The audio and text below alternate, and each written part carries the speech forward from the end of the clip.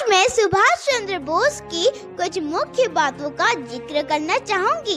हालांकि उनके बारे में और उनके महान योगदानों के बारे में अगर हम 24 आवर्स भी बताते जाएं तो वो भी इनफ नहीं है। But in a precise way, I'll share some facts about Netaji. So let's get started। महान नेताजी सुभाष चंद्र बोस का जन्म 23 जनवरी 1897 में ओडिशा में हुआ था, जो 16 इयर्स में स्वामी विवेकानंद जी से बहुत प्रभावित हुए थे और भगवत गीता उनके लिए प्रेरणा का एक बड़ा सोर्स थी।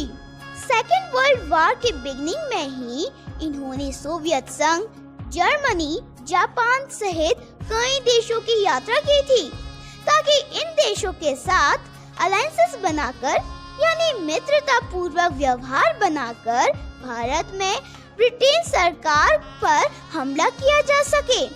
और बाद में इन्होंने जापान की मदद से आजाद हिंद फौज बनाई, which is also known as Indian National Army।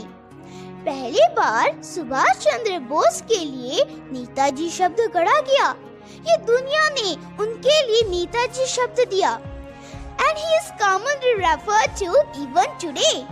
Actually, इनसे ज्यादा उस समय इंटेलेक्चुअल, जीनियस, इनसे ज्यादा विजनरी जो दूर तक सोच पाए, क्योंकि बाकी सब तो हिंदुस्तान में ही लगे रहे। इनसे ज्यादा इकोनॉमिस्ट, सोशल सिविक्स, कूटनीतिज्ञ, इनसे ज्यादा व्यवहार कुशल व्यक्ति जो पूरी दुनिया का अलायंसेस लेकर आते थे। ये पूरी दुनिया में जहाँ भी जो बोलते थे दुनिया इनकी बात मानती थी।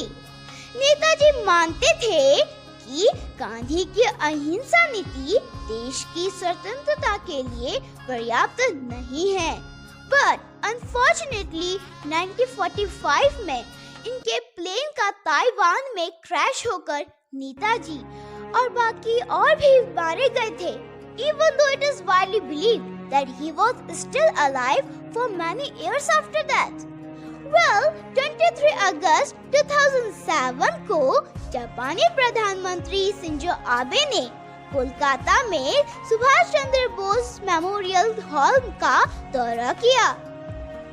आबे ने बोस के परिवार से कहा, ब्रिटिश शासन से भारतीय स्वतंत्रता आंदोलन का नेतृत्व करने के लिए बोस की दृढ़ इच्छा शक्ति से जापानी बहुत प्रभावित हुई।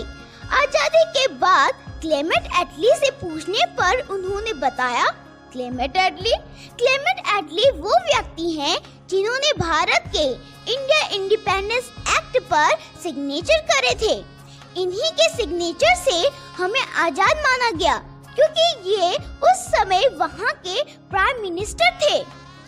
उन्होंने उस समय बताया कि इंडियंस के बार-बार विद्रोह और आजाद हिंद की फौज कहीं फिर से ना आ जाए, इसके डर से हमें इंडिया को आजाद करना पड़ा। नेताजी कहते थे, संघर्ष ने मुझे मनुष्य बनाया, मुझ में आत्मविश्वास उत्पन्न हुआ जो पहले नहीं था। और भी ये कहते थे, जीवन में प्रगति का मतलब यह है कि क्यूरियोसिटी, चीजों को जानने की उत्सुकता और डाउट उठते रहें और उनको सॉल्व करने का एफर्ट्स भी साथ में चलता रहे। Now at the end of this video we can say that Netaji का देहांत तो हुआ है, लेकिन उनके विचारों का अंत नहीं हुआ है। उनके प्रति भारतीयों के प्रेम का अंत कभी नहीं हो सकता। So friends, यह आज की वीडियो के लिए, तब तक के लिए जय हिंद, जय भारत।